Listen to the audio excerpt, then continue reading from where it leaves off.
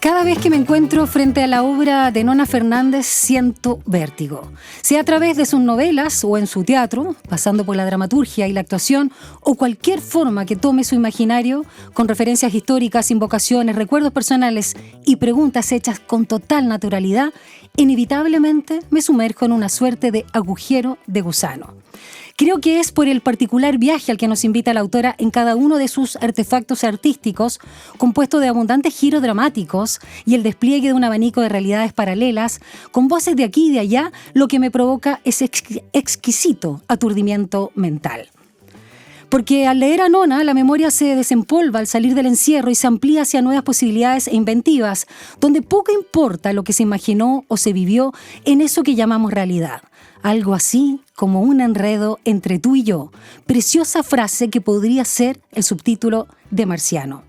Un enredo entre tú y yo como el pacto, promesa o invitación entre M y N. M de Mauricio, M de Marciano, M de mito, M de memoria, M de matar, M de morir. Y N de Nona, N de nave, N de novelista, N de narración, N de nudo, N de niebla. El marciano Nona Fernández arriesga aún más que en su novela La dimensión desconocida, donde activó los mecanismos de la investigación, de la imaginación, para dar con aquello que los archivos y la memoria no logran registrar. El marciano Nona se desplaza, literalmente, y en calidad de visita de un anfitrión que se reconoce torpe como tal porque nunca ha tenido una casa y como reo de la cárcel de alta seguridad pública, de alta seguridad ahí en Rancagua, tampoco sabe cómo sostener los encuentros.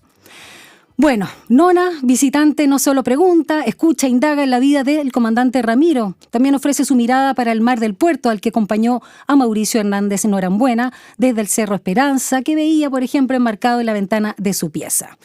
Aquí se da cuenta, y está muy presente, la operación siglo XX del siglo pasado, obviamente, 7 de septiembre del 86. Ojo, 7 de septiembre, ese día leí el libro completo. Sí. Bueno, también el 1 de abril, el asesinato de Jaime Guzmán, secuestro de Christian Edwards ese mismo año y la operación Vuelo Justicia del 30 de diciembre del 96.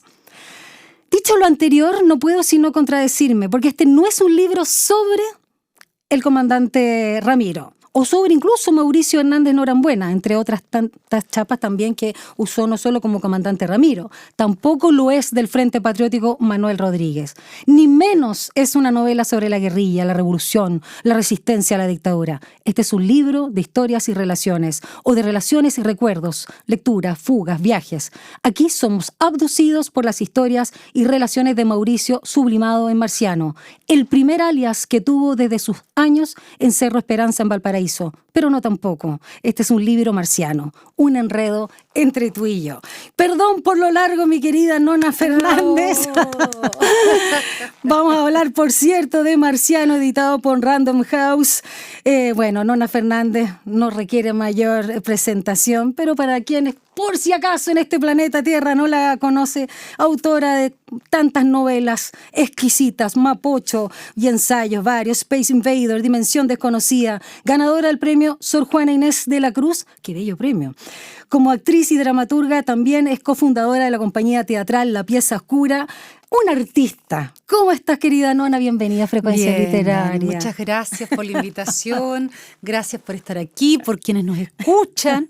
Y además quiero aprovechar también de agradecerte públicamente. El apañe que la Dani me presentó, me acompañó en la presentación del libro, conversamos, leyó parte de lo que nos leyó ahora también.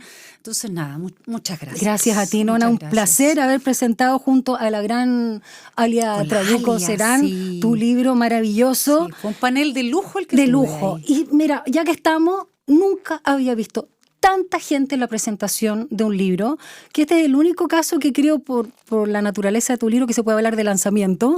Sí. ¿Qué cantidad de gente? Quedó gente afuera, literalmente. Sí. Y siento como que ya la gente reconoce, quiero partir por ahí, reconoce la profundidad con la que tú trabajas. Y quiero hacer hincapié, Nona, este no es un libro sobre el comandante Ramiro o el mismo Mauricio Hernández Norambuena. Es un libro sobre Marciano. Quiero ahondar en esa clave. Sí, oye, sí, fue bien, o sea, como sorpresivo la cantidad de gente que llegó, fue maravilloso, por supuesto, el respaldo. Yo creo que hay dos cosas, ¿no?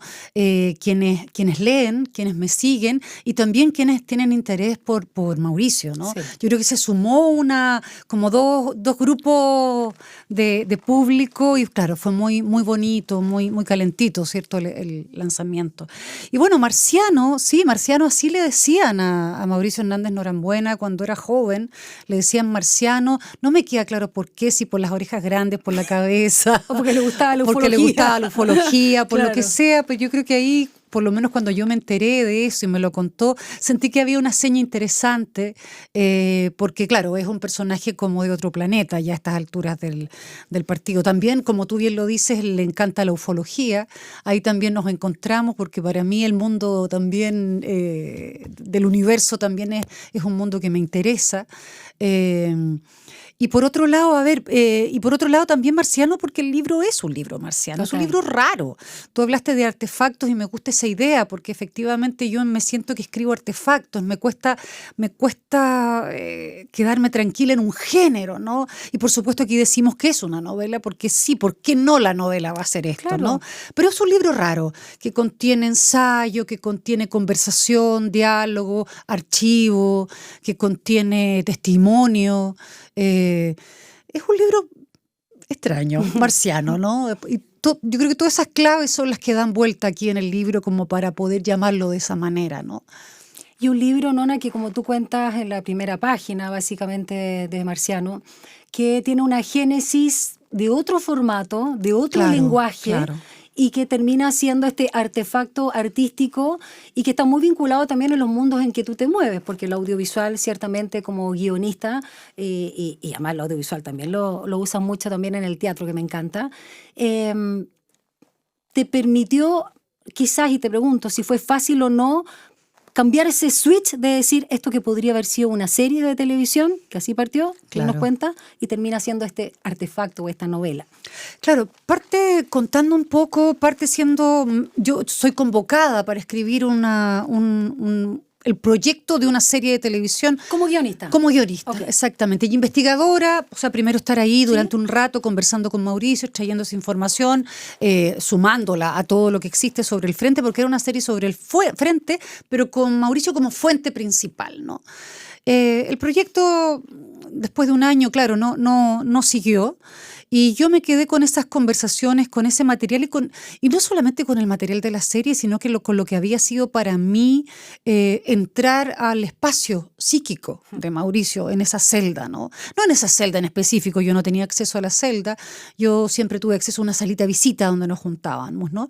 Pero el espacio del encierro, que es un espacio que es difícil de explicar, por lo menos en términos temporales, ¿no? Porque es un espacio donde el tiempo explota y la versión que nosotras hemos construido del tiempo lineal, organizado, con días, con horas, claro, ahí todo eso se va al carajo. Es otra temporalidad, todo explota, el pasado, el presente, el futuro incluso conviven en el mismo momento, lo imaginado y lo real. Yo diría también que vivos y muertos también conviven en ese espacio, y ese espacio era interesantísimo y desde ese espacio me interesó escribir. La serie era difícil llegar a ese nivel de profundidad y de textura, muchas capas sedimentadas en el mismo momento, ¿no? Y me parecía que, claro, que la escritura era ese lugar.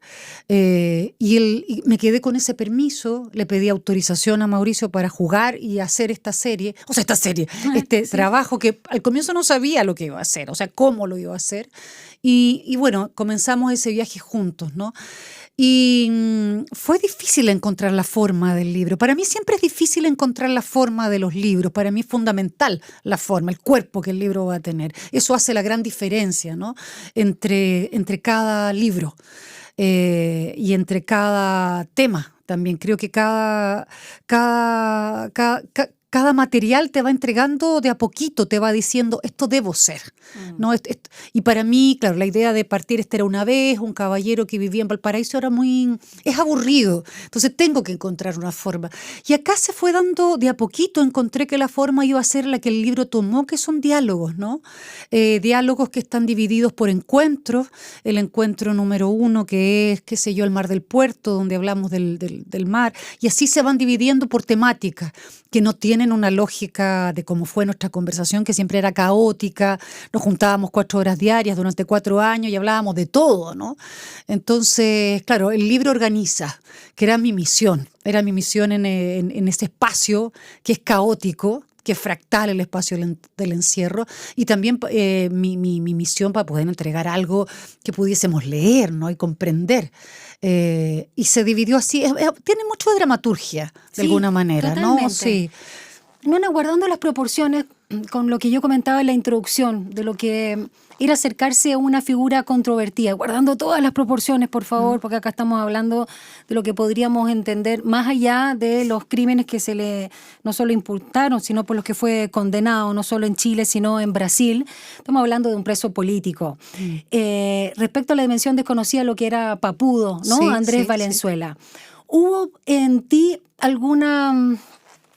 más que referencia, sensación inicial antes de los primeros encuentros de que podría ser algo que te generara también, tú imaginabas lo que fue la entrevista con Mónica González, ¿no?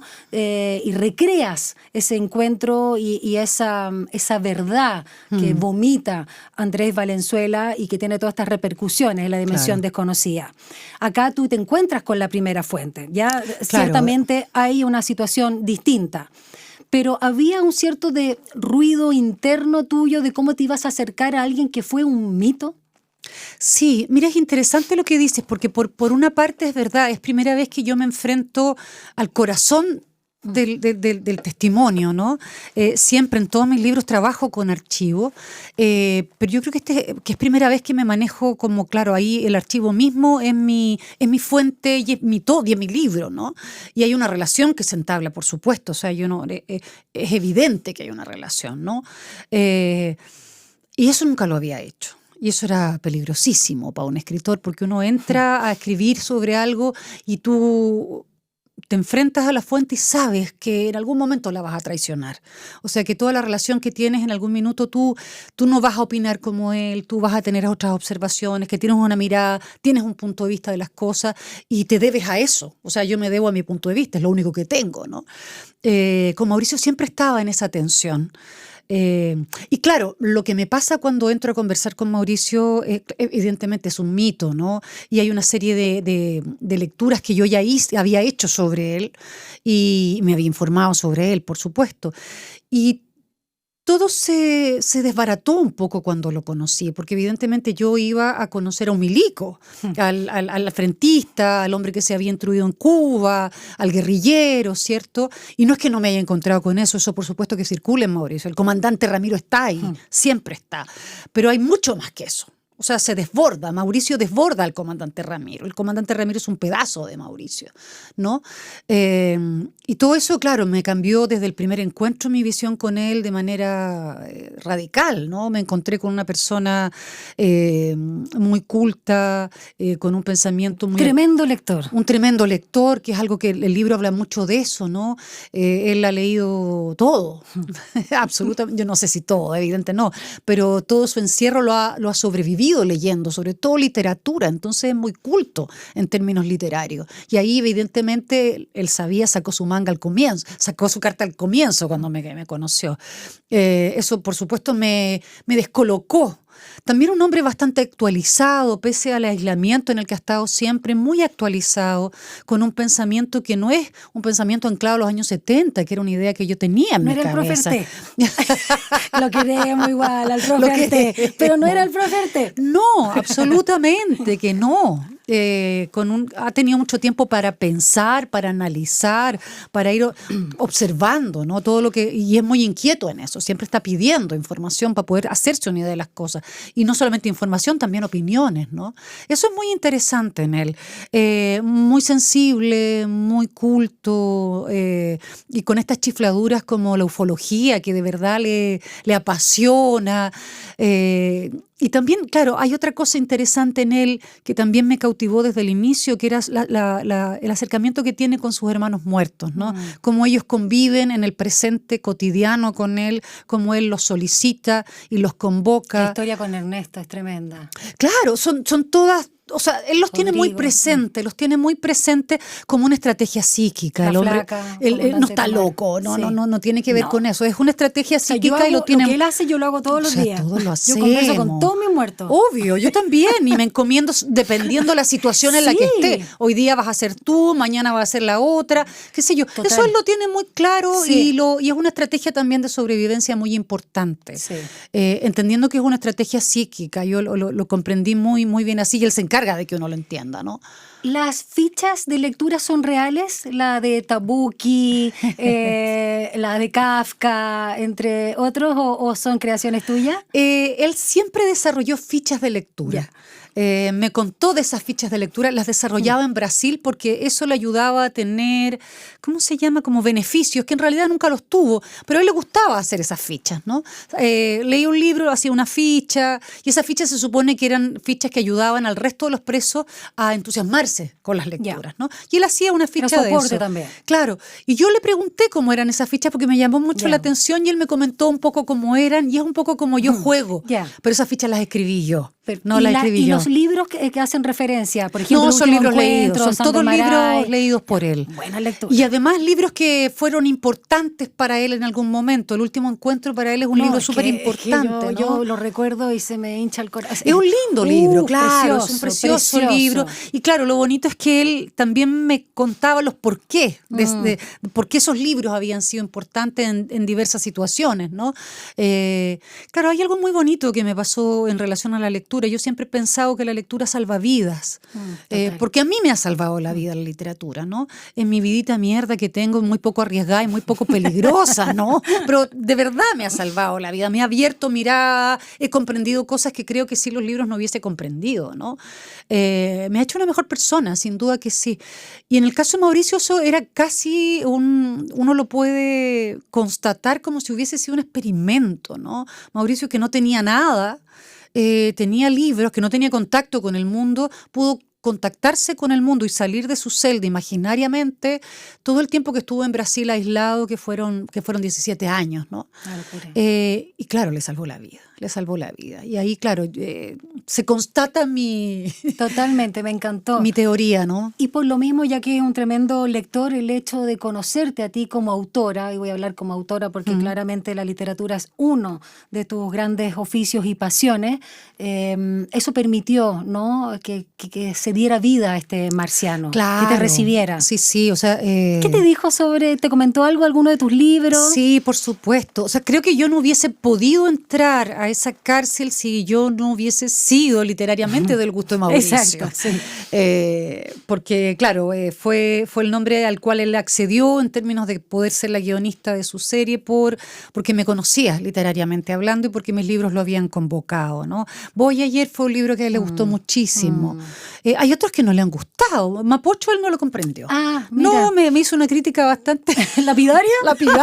Es muy de Mapocho, claro. Yeah.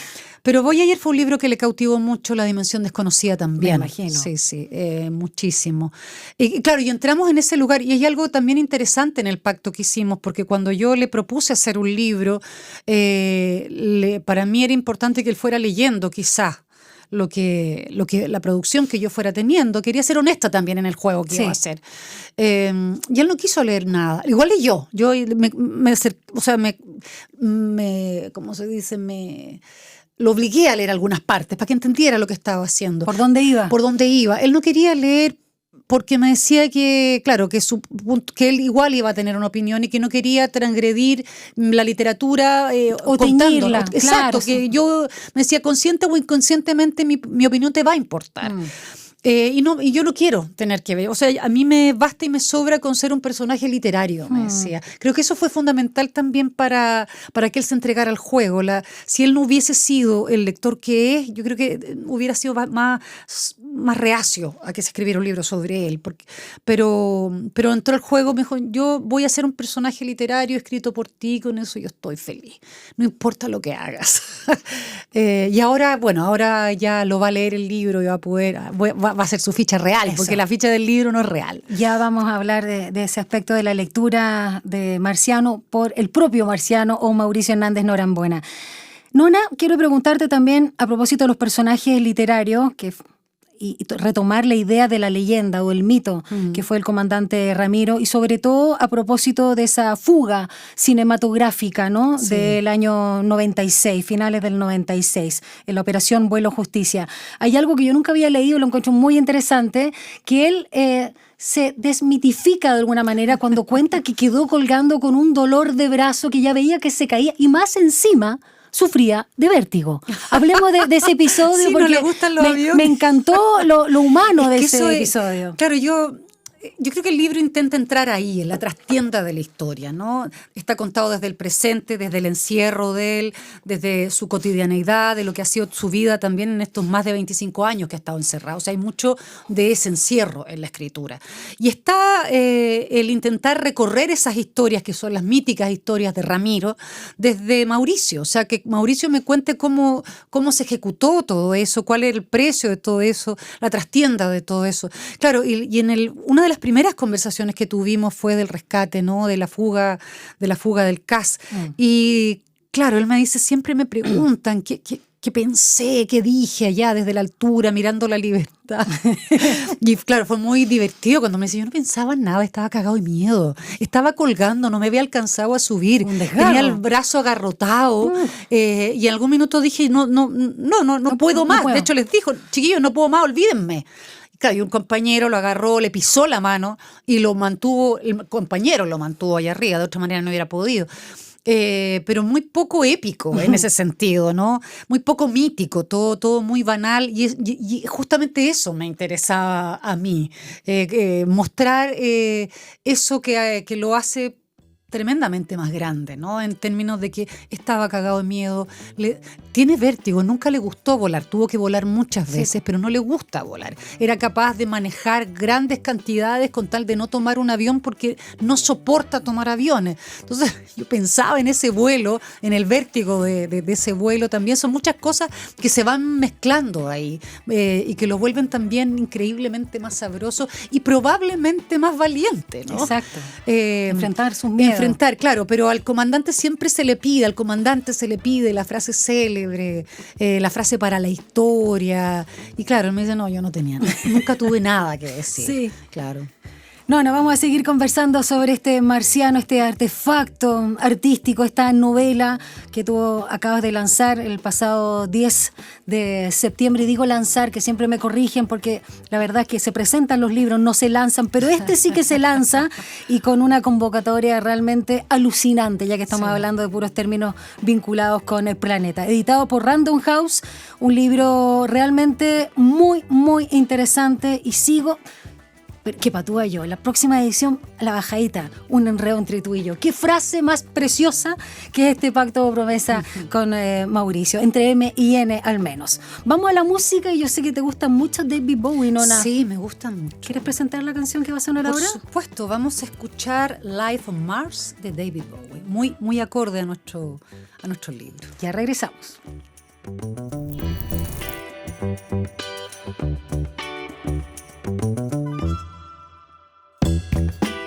Luego de David Bowie continuamos con la gran Nona Fernández, que nos viene a presentar acá en Frecuencia Literaria por Radio USACH su Marciano, este libro realmente maravilloso. Y yo cuando usaba la figura, Nona, del vértigo, lo uso como que para mucha gente, a propósito del mismo Mauricio que le daba vértigo o no le gustaba volar, a mí sí, a mí me provoca deseo este vértigo, y creo que lo provoca el libro tanto en su estructura como en lo que te desestructura a ti como lector, porque tú también participas, tú como N o la autora, te conviertes también en un personaje literario, pero también ocupas un lugar, creo que es importante, o aclárame, porque yo soy un poco ingenua, de repente hago el pacto del juego, ¿no? De la lectura, respecto al lugar que ocupas también en este trueque o pacto con Mauricio Hernández Norambuena. Eres sus ojos, de alguna manera en el libro, ¿no? Te conviertes también como personaje literario en quien... va a ver su casa familiar en el personaje, Sí, sí. va a Cerro Esperanza, va camino al volcán, en el cajón del Maipo, para lo que era esa casa, ¿no? Del centro de operaciones, para lo que iba a ser el atentado, lo que fue, Claro. pero fallido, el atentado contra Pinochet. En fin, hay una dualidad también, no eres pasiva. Y me gustaría también preguntarte por ese lugar que me parece muy interesante, que sueles ocupar también en tus obras literarias. Sí, te decía hace un rato que claro, que lo único que tengo es mi punto de vista, no tengo ninguna otra gracia. Entonces se hace importante también señalarlo o evidenciarlo en el libro. Cuando partí el libro, me costó, como te contaba, mucho encontrar la manera, y una de las cosas que tenía súper clara es que yo no quería aparecer, o sea, que fuera un libro sobre Mauricio, pero no encontraba la forma, y en algún momento apareció el diálogo, porque claro, me parecía más honesto también estar ahí, aunque no soy un gran personaje, soy la persona que lanza alguna pregunta, los grandes textos no son míos, ¿cierto? Pero hago estos ejercicios que tú dices. El primero es enredarme con su voz. Porque claro, en la cárcel de alta seguridad yo no puedo entrar con grabadora, entro siempre con una libreta y un papel, tenemos conversaciones de 4 horas que quedan registradas pésimamente en mi libreta y pésimamente en mi memoria, que es mala. Voy al auto, grabo todo, pero siempre le dije, no voy a poder, o sea, esto va a ser un desafío a mi memoria. Y lo que yo escriba va a estar súper pasado por mi mala memoria. Por lo tanto, lo que escriba va a ser un enredo entre lo que me dijiste y lo que mi memoria recuerda y mi propio punto de vista. Entonces, por lo tanto, el libro siempre, como tú lo has dicho, es un enredo entre él y yo, entre su propia versión, mi propia versión de cómo lo tomo, y así todo se enjuaga y aparece, o se recicla y aparece lo que está ahí. Y por otra parte, claro, como tú dices, me presto también para ir actualizando sus recuerdos, ¿no? Hablamos de su casa y mientras él me cuenta la casa en la que vivió, yo le cuento cómo está esa casa ahora, ¿no? Que es lo que yo veo, que no está la higuera, que las rosas ya no existen, que hay una piscina, actualizando todo eso, lo mismo en diversos paisajes, ¿no? Entonces el libro, de alguna u otra manera, son dos voces, que es la de él y la mía, pero claro, estoy yo muy tomada por el discurso de él o por el recuerdo o por las palabras de él. Mauricio no habla así como yo lo hago hablar en el libro. Sí son sus conversaciones, son sus observaciones, sus recuerdos, es de observaciones bien profundas, ¿no? Porque ha tenido mucho tiempo para llegar a esos lugares de profundidad. Pero claro, el lenguaje es el mío. Yo le presto palabras, yo le presto formas también. Yo intento sacarlo de su retórica, porque tiene una retórica para hablar. Y es una retórica que quizá ya no todo el mundo la comprenda. ¿Se te entera? Claro, hay algo de eso, de eso, ¿no? Entonces yo también le presto una mirada a Mauricio. Él me presta mucho y yo le presto otro poco. Y el resultado es este libro. Nona, M y N son las principales voces, este diálogo, y junto con esa parte preciosa que me encantó como la titulaste, ¿no? Que son la gente que no está, que tú le preguntas, ¿y en qué horario tiene lugar en tu día? Y él te dice, no tienen horario, siempre están conmigo, te cuenta que son sus trucos para resistir en la prisión, como comentábamos en la primera parte. Pero también hay otras voces, en la parte final de Marciano, que es Carla Pellegrín, si no me equivoco, y además M. Chico, el Mauri Chico. Mauri Chico, que es su sobrino abogado, que estuvo presente, por cierto, en la presentación, aunque había quedado fuera entre tanta gente, espero que haya entrado al final. ¿Cómo fue también esa parte de comunicarte, por un lado, con la familia directa de Mauricio Hernández Norambuena y también con, en este caso, la hermana, la cuidadora, que médico, si no me equivoco, Carla, que también se acerca, según el libro, a Mauricio y que es hermana de Ernesto o Rodrigo también, ¿no? Pellegrini. Claro. Ernesto era una de las chapas, ¿o no? No, Raúl, que era Rodrigo. Rodrigo, sí, tienes razón, claro. sí.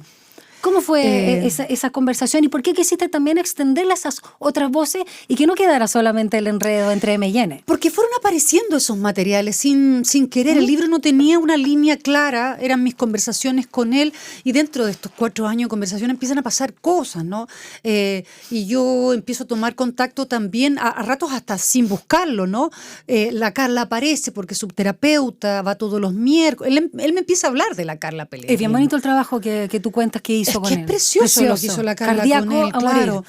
Es muy bonita esa relación porque la Carla, claro, Raúl, Rodrigo, el comandante José Miguel, era el líder del frente, muy, muy amigo de Mauricio, y muere en Los Queñes, ¿no? Sí. Es asesinado en Los Queñes. Y la Carla vive desde entonces, desde los 90, con ese dolor y con ese vacío. Y cuando Mauricio llega a Chile, ahí se genera una relación muy loca, que es que la Carla lo quiere atender, lo quiere terapiar, pide todas las autorizaciones, llega, por suerte se las dan, y se arma una relación donde la Carla es un poco Raúl para Mauricio y Mauricio es un poco Raúl para la Carla. Entonces hay una relación presente que se trata de ellos dos, Mauricio y Carla. Pero lo invocan igual. Pero están todo el rato convocando a Raúl.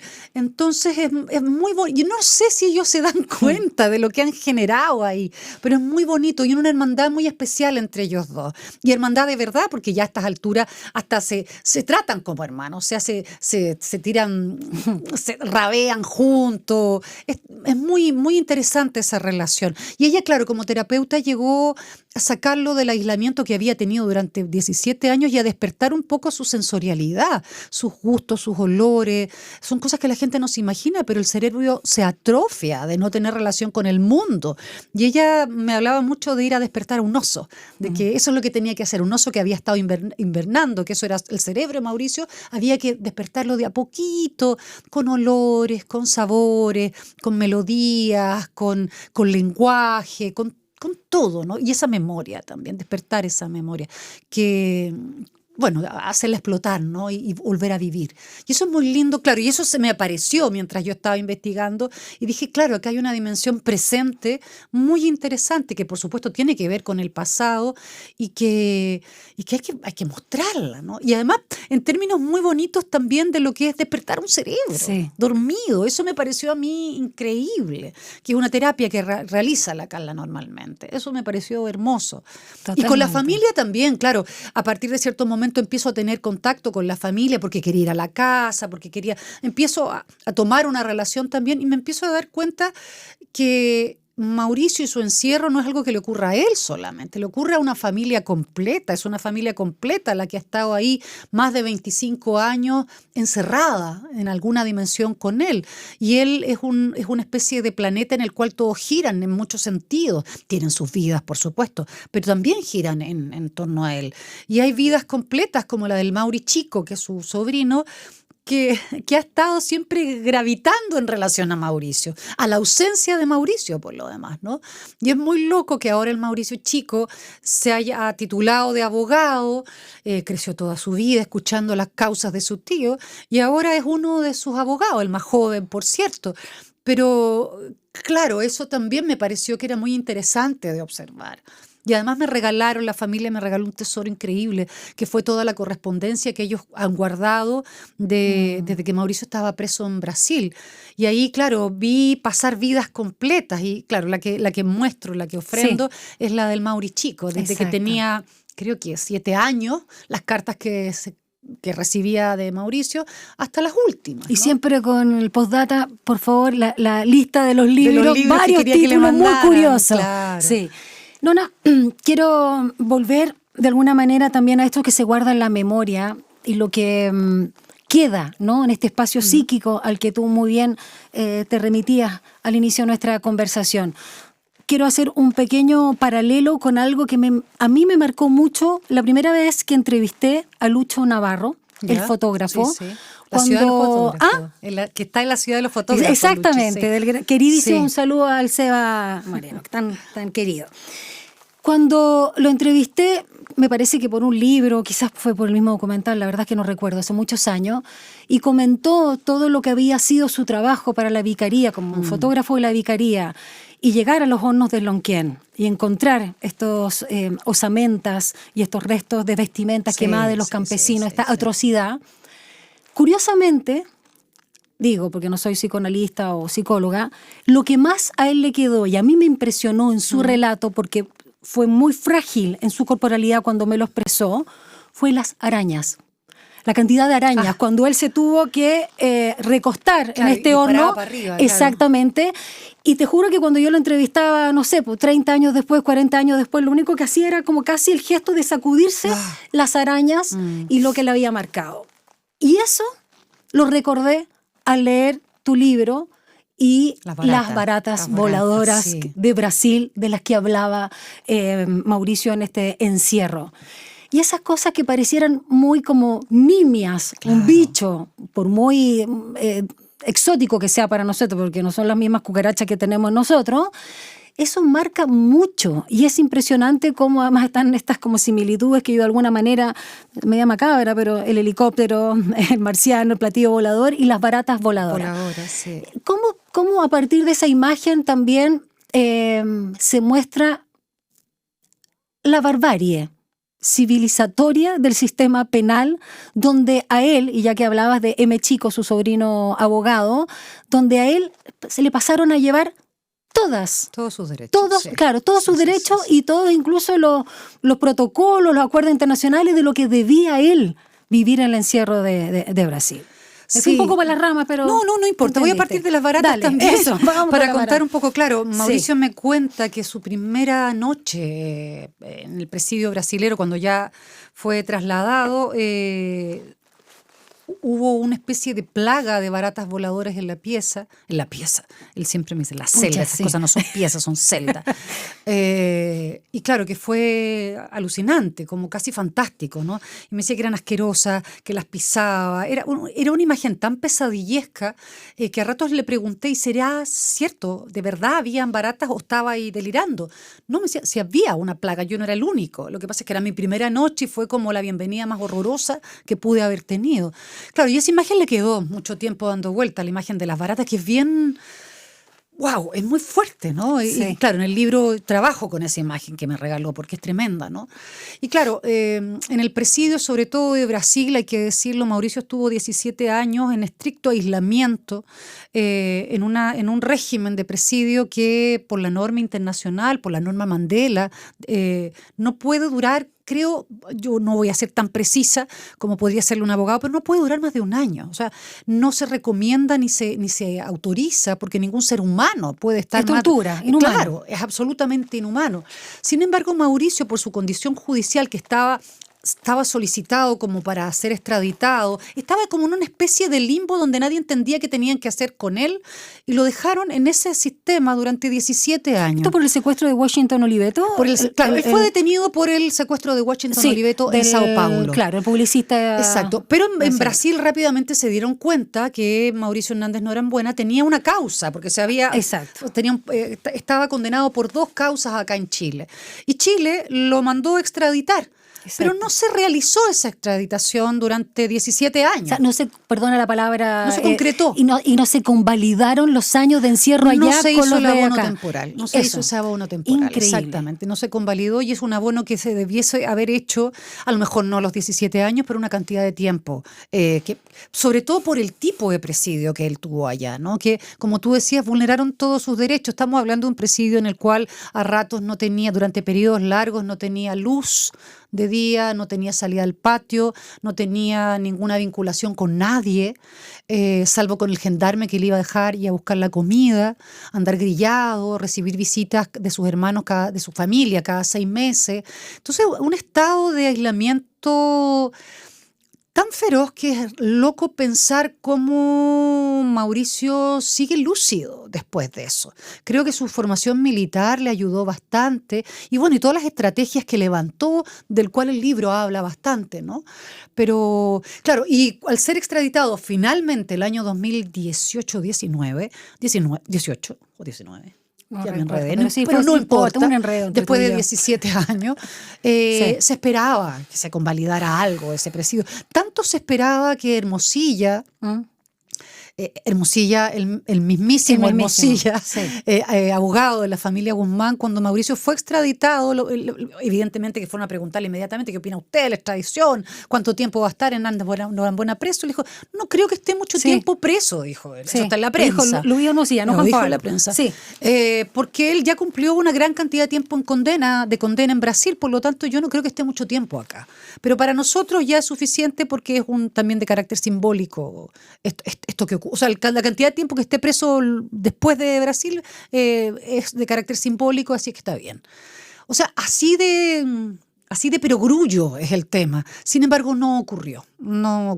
Carroza no volvió a partir de cero, de alguna manera. Y el presidio de él es solamente está convalidado los 4 años que hizo acá en Chile donde se antes fugó. de fugarse, exactamente. Y por lo mismo, Nona, es más, ¿no? No solo esta arbitrariedad vinculada con este presidio, no solo extremo y inhumano que vivió por la figura que tú bien nos detallabas en Brasil, sino esta arbitrariedad reciente, porque tú, como das cuenta en el libro, lo entrevistaste durante 4 años en la cárcel de alta seguridad de Rancagua. De Rancagua. Pero fue devuelto. Ah, ya, Sí, cuéntanos, lo devolvieron, actualízanos, porque yo me quedé en el 10 de Tú te quedaste- septiembre. Sí, Vamos es que con eso. estuvo bastante enfermo a partir Sí. de esa crisis de salud. Fue trasladado al hospital de Gendarmería, donde estuvo más de un mes ahí en distintos exámenes. Finalmente lo dieron de alta.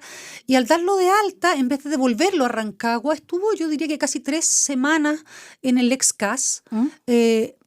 Yo todavía no sé por qué. Digo yo porque a lo mejor me estoy saltando de algo que haya ocurrido ayer o anteayer, Ya. pero no sabemos, ni su familia, ni sus abogados, por qué fue trasladado al CAS y no fue llevado a Rancagua. Y ¿por qué? ¿Cuál es el problema? Es que en el CAS retrocedió en su régimen. Engrillado. Estaba engrillado, recibía sus visitas engrillado. Claro, y ya a estas alturas con un hombre que hizo crisis también por su estado nervioso, porque de alguna u otra manera eso fue el problema que tuvo. Nadie entendía por qué. A tal punto estaba allí en un régimen extraño que no podía recibir libros, algo que Mauricio puede hacer durante toda su vida. Yo no le pude mandar el libro, o sea, se lo mandamos, pero no, la encomienda no se la dejó Gendarmería, no le dejó pasar Por lo el menos libro. hasta principios de septiembre no lo había leído. Exactamente. Y entiendo que ahora esta semana le va a llegar, porque él fue, espérate, el jueves 17 creo que fue trasladado nuevamente a Rancagua. Y ahí ya está más tranquilo, está en su celda. Y nada, digo, volvió a la normalidad dentro de su presidio. ¿Vas a ir a verlo ahora que tiene el Por supuesto, libro? por supuesto que sí. Tengo un viaje que hacer yo ahora, pero a la vuelta Sí. vamos a ir de todas maneras. Quiero ir a verlo, ya haber leído el libro, así que voy a recibir toda Vaya a pedir la ficha. claro, la ficha real. Nona, para finalizar, también preguntarte a propósito de viajes y de estos recursos que no solo lo permite la literatura, él como buen lector, sino también el recordar. Y recuerdos que son amenos, que tranquilizan, que te vuelven a conectar con la naturaleza. El libro parte y termina con el testimonio de M, de Marciano, de Mauricio, en relación a la selva colombiana. Sí, y lo que fue también su trabajo, su aporte a la guerrilla, pero finalmente esa naturaleza que obviamente es la contracara de lo que está viviendo hoy en el encierro. Sí. Cuéntame un poco ahí, ¿por qué quisiste también rescatar y hacer, ¿no?, esta elipsis o esta vuelta en relación a esa memoria que de alguna manera también permite un respiro a ese ser humano? Claro, porque a ese marciano. Hablábamos recién de cómo la literatura salvaba vidas, ¿no? Sí. Y también, Mauricio, yo creo que otra estrategia fundamental ha sido el recuerdo, ¿no? Recordar a su gente, recordar a sus amigos, recordar los buenos momentos, recordar el mar, recordar la naturaleza. Siempre tuvo un contacto especial con la naturaleza, con el mar de chico muchísimo. No, porteño. Claro, absolutamente Estamos porteño, claro. Es lo que más echa de menos. Yo te diría que lo que más echa de menos es el mar, el no poder nadar en el mar, ¿no? Y claro, y en Colombia la vivencia en la selva fue que él estuvo en la guerrilla, participó del Ejército de Liberación Nacional en en el año 2000. No fue mucho el tiempo, yo pensé que había sido mucho, pero no alcanzó a ser un año el que estuvo ahí. Y el poder estar refugiado en la naturaleza, porque eso sintió él, como que por primera vez se sintió libre porque estaba refugiado en la selva, donde podía ir al ritmo de la naturaleza, porque él combate muy poco, el hombre ya estaba viejo, tenía 40 años, pero para ser un combatiente no. Otro menos trote en la ese. selva, porque el hombre era un caballero de la ciudad, digamos. Claro. Entonces tenía una vida bastante tranquila y eso también extraña mucho. Yo diría que las grandes fugas que tiene probablemente diariamente tienen que ver con eso, con los libros que lee y con los espacios naturales que ha habitado y que rememora y con la posibilidad de ver, bueno, que ahora puede, de ver el amanecer, ¿no? Tiene una pequeña ventana que son como 3 hileras chiquititas, a partir de las cuales puede ver el amanecer y puede ver salir la luna. Y eso es loco, porque uno a ratos ni le importa cómo sale el sol ni cómo sale la luna, pero eso te puede salvar la vida, eso te puede mantener cuerdo, te puede mantener estable. Siempre me dice, todos los días amanece, todos los días amanece y tenemos una oportunidad. Y eso, claro, habla un poco de la importancia de la vinculación que él tiene con la naturaleza, de entenderse como él siempre dice, me siento chiquitito al lado del universo, de la posibilidad de fugarse a la naturaleza y de lo importante que es entendernos dentro de un sistema que es mucho más grande que nosotros mismos, ¿no? Con esas reflexiones y entendiendo el lugar que él está ocupando hoy y en el que tú estás, en el que estamos nosotros como lectores, incluso con toda esa distancia, pero también invocando o aludiendo a la empatía, ¿te cambió a ti algo, alguna perspectiva de vida, el encuentro durante estos 4 años con Mauricio Hernández o con una persona privada además de libertad? Sí, por supuesto que sí. Hay varias cosas que me dejé como regalo de la experiencia de mis conversaciones con él. Bueno, de partida una relación, porque yo insisto, siempre me dicen, tienes que ser objetivo. No, yo soy escritora. Yo no soy una persona objetiva. Me dejo llevar por mis pasiones, por mis obsesiones. Qué lata, porque hay que hacerlo. Qué lata, ¿no? Exacto. No estoy aquí para escribir un libro histórico objetivo. No es así. Bueno, uno de los regalos es mantener esta relación que quiero mantenerla, a menos que él se enoje cuando lea el libro, que es posible también, uno nunca sabe.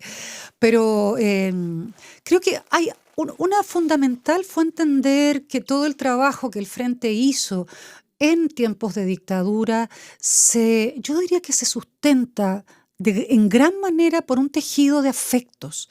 Es un grupo de gente que a partir del cariño y del cuidado entre unas y otros logran sostener esta empresa que era titánica. Por supuesto, no basta con el afecto, había que poner inteligencia, estrategia, medios, plata, todo, sí, sin duda. Pero si no hubiesen tenido ese tejido de afectos, yo creo que esto no hubieran llegado a donde llegaron. Y llegaron lejos, hay que decirlo. Eso me hace pensar en el presente también, en cómo debemos entrelazarnos y cómo debemos tejer colectivamente, ¿no? Que eso se nos olvida. Vivimos tiempos atomizados, ¿no? Se nos olvida. Por otra parte, también aquello hay dos cosas, ¿no? La importancia de la reflexión continua frente a lo que hacemos, ¿no? Mauricio muchas veces me dijo, nos dejamos llevar por la inercia. No había tiempo, íbamos para adelante, no teníamos tiempo de pensar y nos habría hecho falta pensar más, reflexionar más profundamente, darnos los tiempos de detenernos a pensar.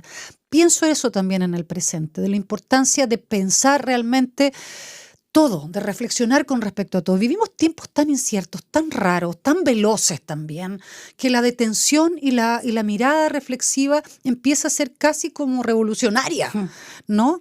Creo que hay que hacerlo. Eso también me lo traigo como regalo. Y por otra parte, pienso mucho en esto que estábamos hablando al final, en el hecho de estar... en en cautiverio, en lo difícil que es estar en cautiverio, encerrado, y en todas las posibilidades que tenemos las personas que no estamos en cautiverio, que tenemos una libertad extraña porque entendemos, vivimos en sistema y tenemos un montón de reglas, ¿no? Y tenemos un montón de límites y estamos siempre intentando desbaratarlos, pero estamos en esos límites, pero así todo estamos en libertad. Y creo que me gusta mucho esa frase con la que cerramos el libro, que es, todos los días amanece y todos los días tenemos una posibilidad. Hay que jugarse esa posibilidad a diario y intentar algo, intentarlo, y fracasaremos, pero el otro día amanece y podemos volver a hacerlo, otra cosa, ¿no? Yo diría que sobre todo eso me lo guardo mucho, lo atesoro mucho, esas ideas, ¿no? De la posibilidad, del intentarlo, del aprovechar la libertad que tenemos, de entrelazarnos, de tender redes de afecto, de sustentarnos en esas redes de afecto. Creo que por ahí va. Y por ahí va el libro también. Totalmente. Por ahí va el libro. Nona, ¿y alguna pregunta o cuestión que quisiste abordar con Mauricio que te haya generado, quizás, voy a usar las palabras que tenían que ver con mi aproximación a tu obra, vértigo o alguna aprensión, algún cuidado mayor, incluso miedo? Porque hay preguntas que a mí me gustan porque son muy como las que solíamos hacer cuando éramos niños y niñas, ¿no? De frentón, sin filtro. Claro. ¿Cuál es la que a ti más te costó, ya sea con el querer matar al tirano o el secuestro, quizás, o el asesinato, probablemente tal de Jaime Guzmán o el de Edwards, Yo creo que secuestro? todo lo que tiene que ver con el frente después de llegada a la democracia, sin duda que ya empieza a ser un territorio mucho más poroso y más líquido. Él siempre dice, hasta el atentado a Pinochet, que es como la niña bonita de nuestras acciones, porque no hay quien no vaya a estar apoyando Pucha, lo lanza cohetes cubano, pero no era uno, eran dos los fallados. Perdonen. Sí. Pero evidentemente que la trayectoria del frente después de llegar a la democracia, ahí uno empieza a observarlo de otra manera, ¿no? Y hay preguntas clave que yo no podía no hacerle. Yo tenía que hablar de Guzmán, tenía que hablar del secuestro de Edward, tenía que hablar de la guerrilla colombiana con la que yo he intentado comprender. Es difícil a estas alturas del partido comprender la guerrilla, pero de verdad lo que he comprendido de la guerrilla ahora es que es un infierno. Entonces también se me volvía los secuestros para mantener a la guerrilla. Todo eso es un entramado que a mí me costaba comprenderlo y que te digo, todavía me cuesta comprenderlo, y no teníamos el mismo punto de vista. Y yo sabía que no íbamos a tener el mismo punto de vista, y a medida que nuestra relación iba avanzando, cada vez se volvía más complejo llegar a esos puntos, pero en algún minuto los guardé para el final, hice las preguntas que tenía que hacer, tuvimos los diálogos que tuvimos, y a ratos no estuvimos de acuerdo, a ratos comprendí, a ratos no comprendí, a ratos él mismo entendió, me decía, bueno, yo estuve en la guerrilla el 2000, es el 2025, me decía, yo no sé qué ha pasado, no todas las guerrillas son iguales, me decía, evidentemente yo hice una elección, yo no quería meterme con el narcotráfico, yo acepté una invitación, tuve muchas invitaciones, acepté justamente aquella que no estaba enredada con el narcotráfico y que tenía una relación muy estrecha con el campesinado, eso es lo que a mí me interesó, pero no sé qué fue de la guerrilla después. Claro, empezamos a tener esas conversaciones que eran más complejas, que eran más difíciles, y el libro también hace cuenta de eso, porque siempre lo digo, este no es un libro en homenaje a Mauricio en lo absoluto, para nada. Es un libro que intenta entrar en Mauricio y en todas sus contradicciones y en todas sus tensiones, y la mitad de las cosas no las resuelvo. Son preguntas que quedan ahí dando vueltas y que probablemente no son preguntas que están establecidas para Mauricio, sino que son preguntas que quedan ahí dando vuelta en relación a nuestra transición democrática y a lo que ha sido nuestra democracia también. Son preguntas que se nos devuelven a la cara diariamente cuando nos levantamos y nos acostamos con la Constitución de Pinochet. Son preguntas que tenemos que seguir haciéndonos. ¿Qué hacer en una democracia así? Nona, y a propósito de los medios, ¿no? Y la prensa en particular, hegemónica, ¿te han entrevistado? ¿Han entendido o porque creen que es un homenaje al comandante Ramiro, no te dan la entrada?